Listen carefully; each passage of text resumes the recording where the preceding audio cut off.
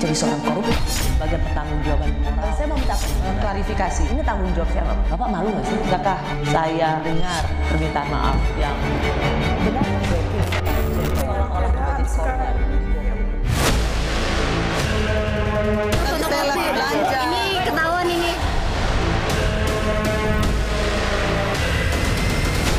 Datangnya siang, kalau itu diduluin.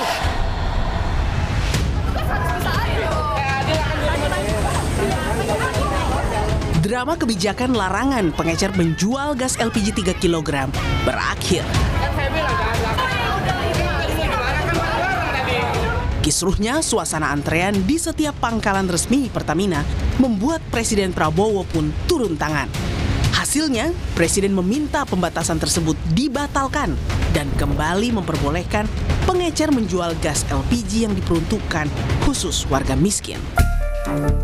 Penerapan aturannya juga mungkin mendadak ya, tidak tersosialisasikan sehingga kemudian dampaknya tidak dihitung bahwa kemudian terjadi penumpukan masyarakat yang perlu gas LPG kan begitu. Presiden kemudian meminta supaya secara parsial dilakukan administrasi penertibannya, tetapi pengecer-pengecer bisa sambil berjualan dulu supaya rakyat tetap bisa membeli LPG-nya.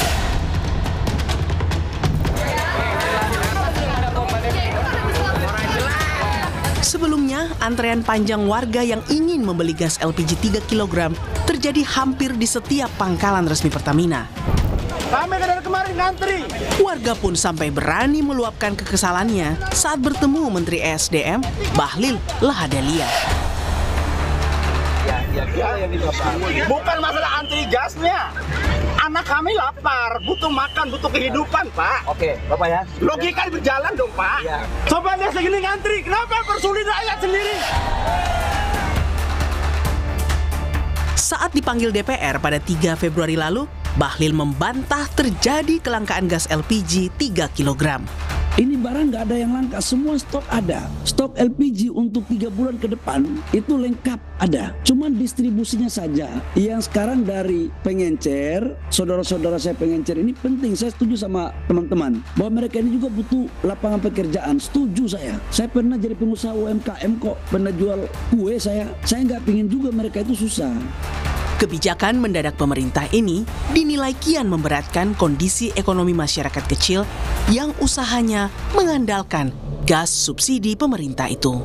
Ketika pagi hari harus masak, kemudian kompor habis atau gasnya habis, ya tentu reaksi cepat. Ini menjadi nyawanya bagi ibu-ibu rumah tangga. Kebutuhan perut ini nggak bisa ditunda-tunda kan gitu. Artinya ya sudahlah.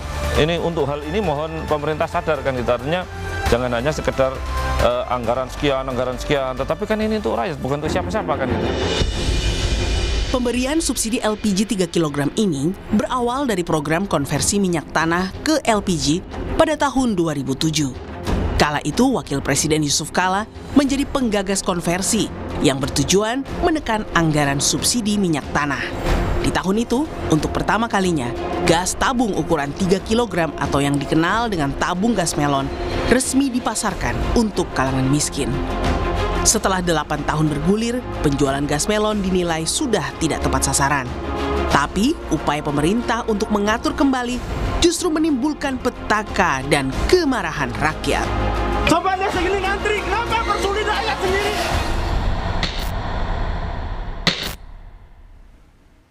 Kebijakan pemerintah melarang pengecer menjual LPG 3 kg bersubsidi membuat kisruh di masyarakat.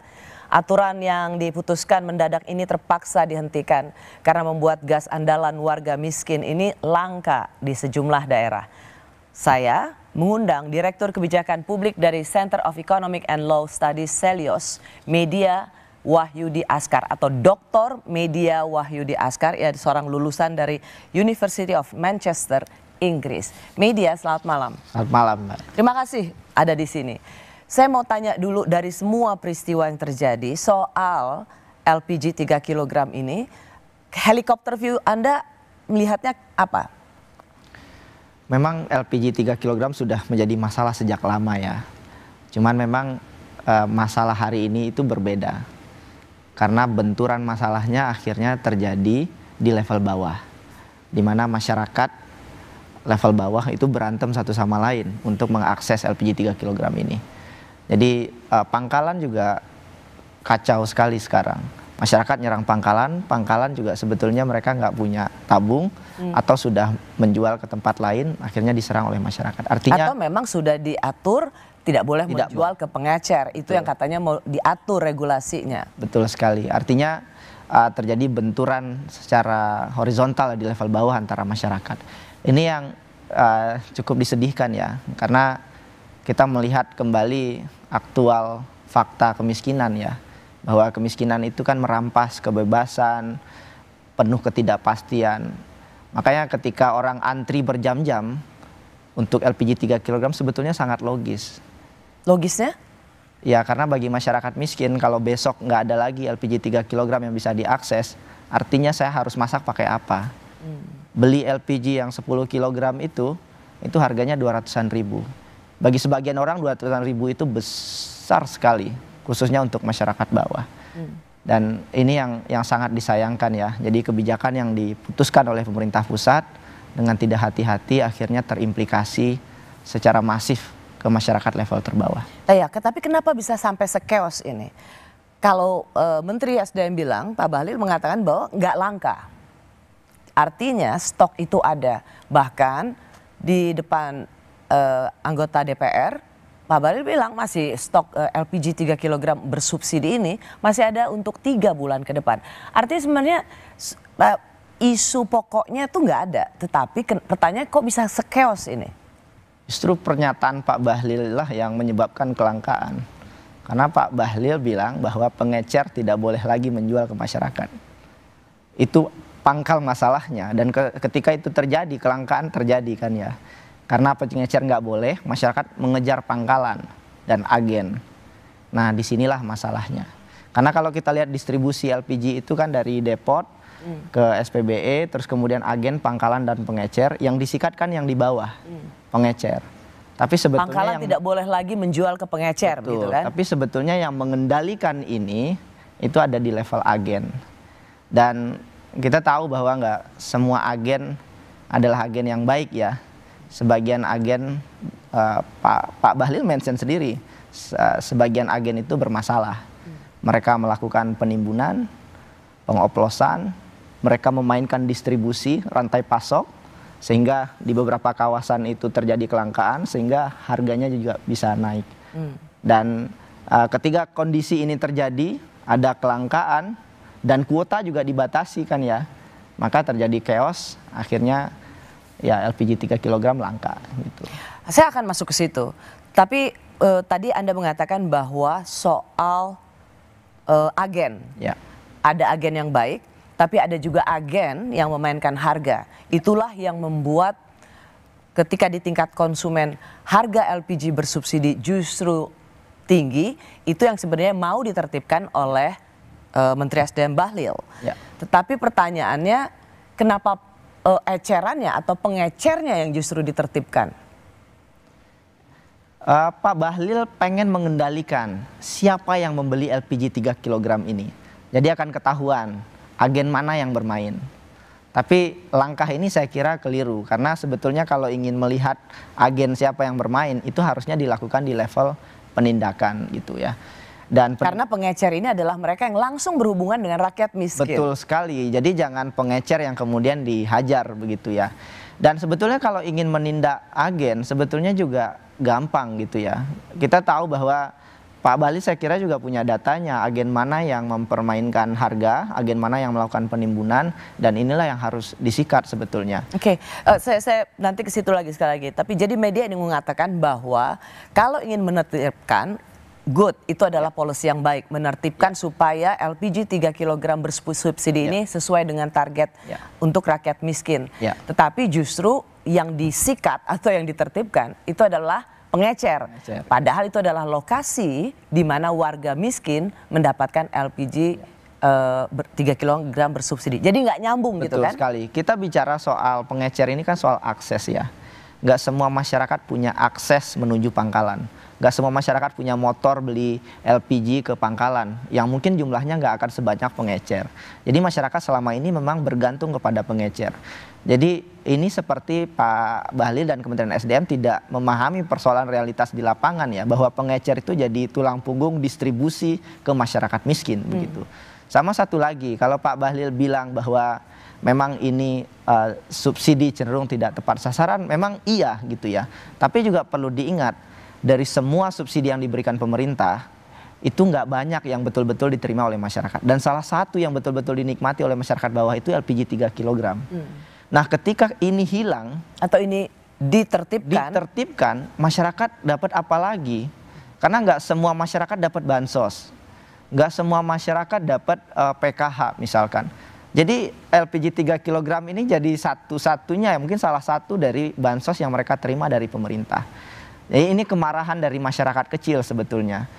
Jangan sampai justru yang sedikit ini juga diambil lagi oleh pemerintah atau dikacaukan lagi oleh pemerintah. Ini sama seperti piring sudah di depan mata, kemudian diambil lagi oleh pemerintah. Dan kalau mengikuti data World Bank itu, 40% masyarakat miskin itu membayar lebih banyak kepada pemerintah ketimbang insentif yang mereka terima dalam bentuk pajak dan bantuan sosial.